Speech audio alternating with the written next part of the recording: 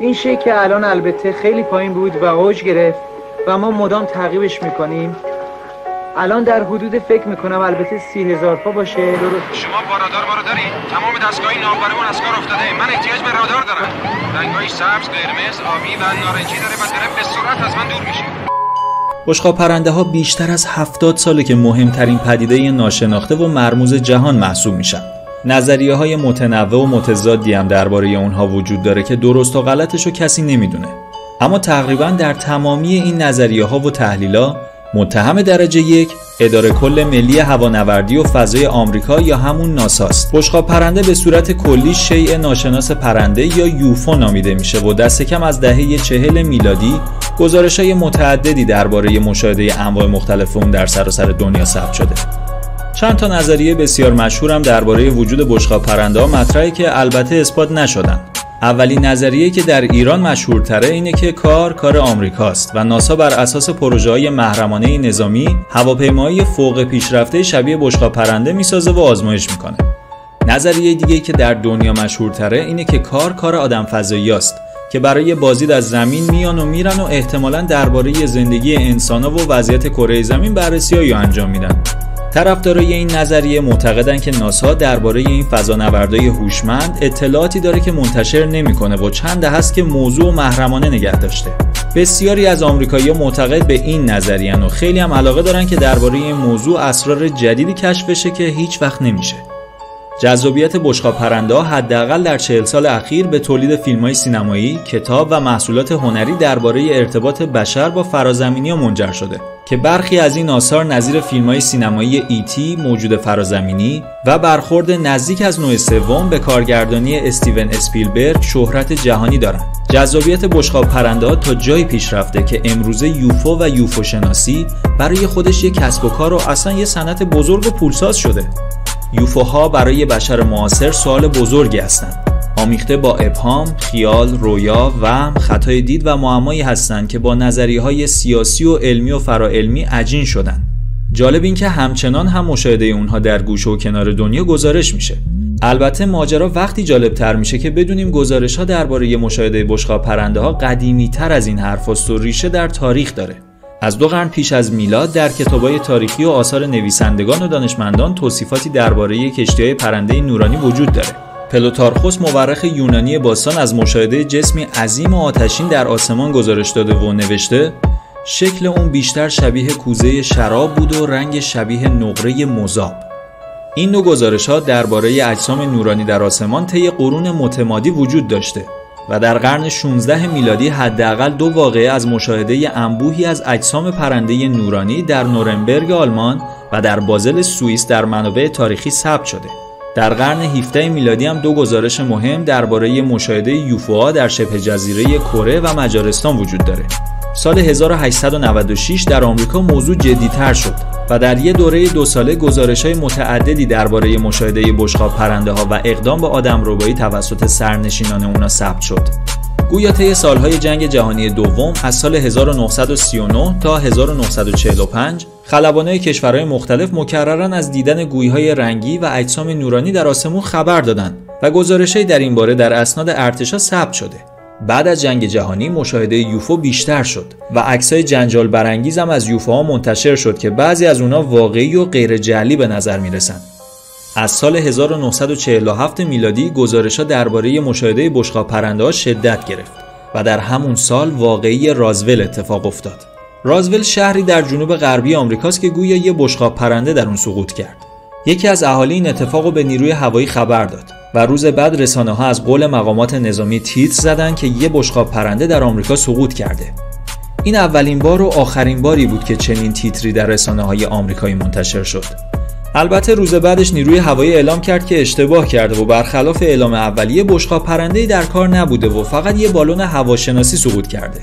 معلومه که خیلی این روایت دومو باور نکردن. از سال 1948 گزارش‌ها درباره مشاهده یوفو بیشتر شد و البته برخی حوادث هوایی در آمریکا به یوفوها نسبت داده میشد. در دهه 50 میلادی هم کار بالا گرفت و عکسای بیشتری از یوفوها منتشر شد.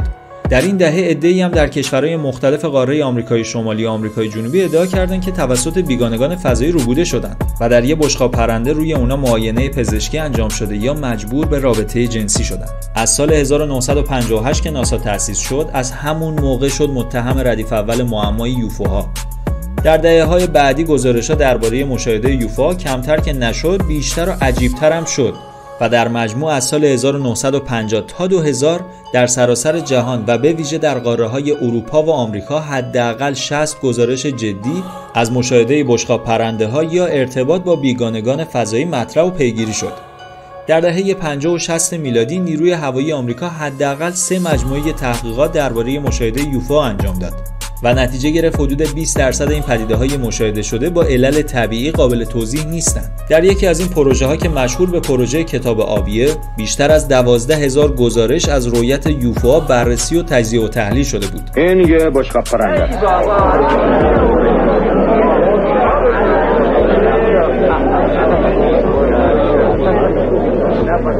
آلیاژ سرب و قلعه و ساخت ژاپنی. یکی از بچه‌های منو انداخته روی چمن.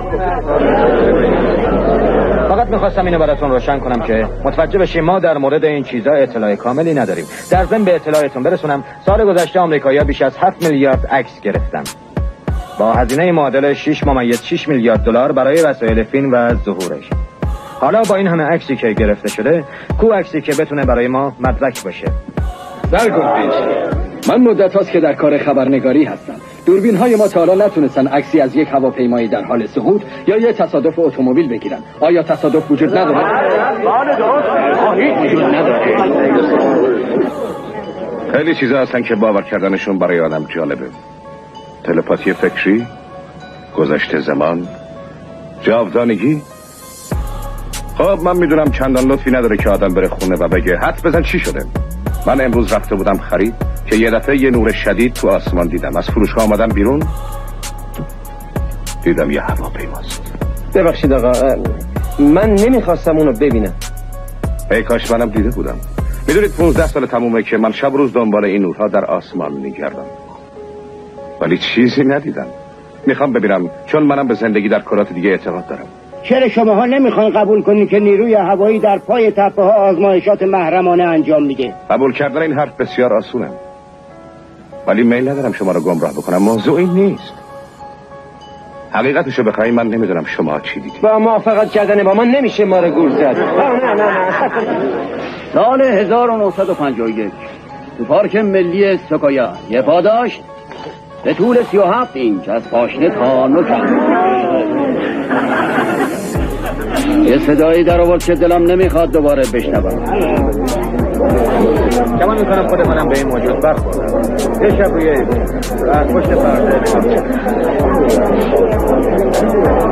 یه نقطه بزرگ و قرمز شد، بعد آبی و قبل از اینکه برای باشه رنگ اشیاء ناشناخته فضایی برای امنیت ملی ما خطری محسوب نمیشن. ما ازش حمایت نمی‌کنیم و از شما می‌خوایم که نکنید. با این همه گزارش‌های متعدد درباره مشاهده یوفوها این سوال مطرح میشه که یوفوها به ایران هم اومدن؟ بله که اومدن. اتفاقا یکی از مهمترین برخوردهای بشر با یوفوها در ایران اتفاق افتاده. کی؟ سال 1355 در شمیران. اهمیت این واقعه به این دلیله که گزارش مشاهده بشقاب پرنده فقط توسط مردم عادی ارائه نشده و برج مراقبت فرودگاه مهرآباد تهران و خلبانه نیروی هوایی هم اونو تایید کردن. ماجرای بشقاب پرنده در تهران از این قراره که شب 26 شهریور سال 1355 ساعت 10:30 شب تماسه مردمی از رؤیت یه شیء پرنده در افق شمالی تهران در منطقه شمیران خبر داده. بعد از تایید گزارشات توسط برج مراقبت فرودگاه مهرآباد تهران، از پایگاه هوایی شاهرخی در همدان 2 فانتوم عازم تهران شدند. خلبان هواپیمای اول بعد از نزدیک شدن به شیء نورانی متوجه از کار افتادن ابزارهای فنی و تجهیزات ارتباط رادیویی هواپیما شده و به پایگاهش برمیگرده. چیکار میخواد بکنه؟ مهرآباد میشنوید؟ من بالا 11000 پایینم. رو تهران. مهرآباد. چون شیء نورانی باز ازش جدا شد. داره میاد پایین. داره میره به طرف زمین. میخواد بشینه. موقعیت خطرناکه. به اندازه نور شدید و صدای آژیر خطر زیاده که عاقلانه نیست بهش نزدیک بشم. ولی به هر حال منتظر دستورم. خب باش مهربان، شما یک دو روش بزنید و اگه میشه این رو رادارتون بگیرید. فلاش میزد درست بالای تهران و اون نورانیه که ازش جدا شد سمت راست من رو هنوز شمال شرق تهرانه. خب باش هنوز همون این شی رو زمین مونده درسته؟ که ازش جدا شد رو زمینه و به قدری نور شدیده که چیز دیگه ای من نمیبینم. مهربان شما جریان رو دیدید؟ بله دیدمشون کاملا. بله دیدمشون. با چشم مستند دیدید؟ با همین چشم معمولی دیدید؟ والا درسته با چشم معمولی الان نگرم ولی رو رادار بله این میگفتن 4 پره مثل پروانه ماشین و منم یه لحظه به همین شکل دیدمش و یه لحظه به شکل ستاره دریایی که زرد و سبز و یک دفعه نور شدید آتشی میداد. فقط نور آبی خیلی اصلا مستعد میکنه و به حالت فلاش تقریبا مثل دیگه میکنه. اما خلبان هواپیمای دوم تلاش کرد به شی ناشناخته نزدیک بشه و اونو مشاهده کنه. این خلبان تعریف کرده حرکت‌های خیلی سریع می‌کرد و با سرعت بالا جابجا می‌شد. از خودش 4 تا نور ساطع می‌کرد. از قسمت بالای اون نوری قرمز و چشمک زن، در پایین نوری نارنجی رنگ و در طرفین نوری آبی رنگ ساطع می‌شد. این نورا به قدری شدید بودند که امکان دیدن بدنه این شی وجود نداشت. بنا به گزارش گروه نظامی آمریکایی که همون موقع به بررسی و تحلیل این اتفاق پرداخته بودند، بعد از نزدیک شدن هواپیما جسم نورانی کوچیکی از اون شی ناشناخته جدا میشه و به هواپیما نزدیک میشه. خلبان تصور کرده که موشک به سمتش شلیک شده، ولی به دلیل از کار افتادن تجهیزات الکترونیکی هواپیما نتونسته واکنشی نشون بده و فقط از شی ناشناخته دور شده. از این واقعه چند سال بعد و در اوایل پیروزی انقلاب اسلامی فیلم کوتاهی تهیه و پخش شد. در ایران بعداً در دهه 80 و 90 هم گزارش‌هایی از مشاهده بشقاب پرنده در شهرهای مختلف از جمله اردبیل و تبریز و کرمان در فضای مجازی منتشر شد که بعضی از اونا ابهام‌آمیز بودند و در بعضی از گزارش‌ها معلوم شد بشقاب پرنده‌ای در کار نبوده. حالا واقعاً ماجرای بشقاب پرنده چیه؟ طی 2 دهه اخیر با افزایش یافته‌های علمی و نجومی فرضیه‌های جدیدتری وارد دنیای پر رمز و راز یوفوها شده. مطالعات یوفو شناسا نشون داده که اغلب گزارش‌های مربوط به یوفوها درباره اجسام متعارف یا پدیده‌های طبیعیه که به اشتباه شناسایی شدن.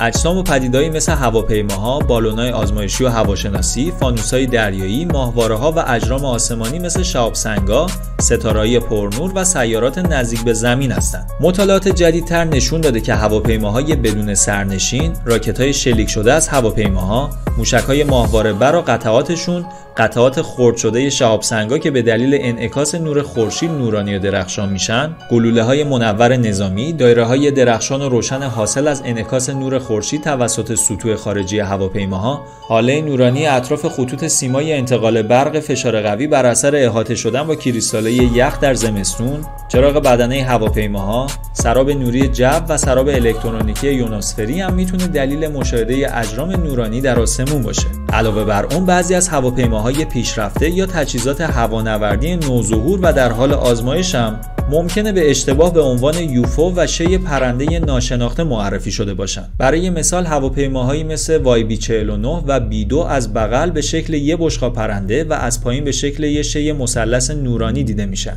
طبیعتاً درصدی از گزارشام درباره رؤیت یوفو هم جعلیه، اما تحقیقات و مطالعات نشون داده 10% گزارش‌ها درباره مشاهده یوفوها رو میشه به صورت مشخص در طبقه غیر قابل توضیح قرار داد. از همه جدیدتر هم 3 ویدئو که وزارت دفاع ایالات متحده آمریکا در آوریل 2020 به عنوان پدیده‌های هوایی توضیح ناپذیر از حالت طبقه بندی خارج و منتشر کرد. در یکی از این ویدیوها که توسط خلبان جنگنده نیروی دریایی آمریکا در سال 2004 ضبط شده، شی پرنده‌ای بالاتر از سطح آب در اقیانوس اطلس در حال پروازه. 2 ویدئوی دیگه که در سال 2015 فیلمبرداری شدن، اشعه پرنده‌ای رو نشون میده که یکی از اونها در حال چرخشه. صحت این ویدیوها توسط پنتاگون تایید شده. ابهام درباره یوفوها فقط به مردم عادی اختصاص نداره و چند روز پیش مجلس نمایندگان آمریکا هم اشتیاقشون نشون داد تا ناسا یا هر فرد مطلع دیگه بیاد و درباره یوفوها یه توضیح بده. اینطوری بود که 26 ژوئیه در اقدامی کم سابقه جلسه‌ای درباره پدیده‌های غیرعادی ناشناس در مجلس نمایندگان آمریکا برگزار شد و دیوید گراش افسر سابق اطلاعاتی نیروی هوایی آمریکا شهادت داد که قانونگذاران در رابطه با اطلاعات مربوط به پدیده‌های هوایی ناشناخته مثل اشیاء ناشناس پرنده از سوی مقامات دولتی بیخبر نگه داشته شدند. اون همینطور گفت که مقامات دولتی اجازه انتشار اطلاعات درباره این موضوع رو نمیدن و افشاگران رو مجازات میکنن. اگرچه این جلسه هم گره‌ای از معمای یوفو باز نکرد، اما از نگاه رسانه‌ها این اقدام کنگره آمریکا جدی‌ترین اذعان رسمی به این موضوع بود که گزارش‌ها درباره رؤیت اشیاء مرموز پرنده باید در بالاترین سطوح دولتی پیگیری بشه. کسی چه میدونه؟ شاید این خودش اولین گام باشه برای اینکه راز یوفو بالاخره برملا بشه. شاید هم عاقبت معلوم بشه اونطوری که ایرانی‌ها میگن واقعاً کار ناسا باشه.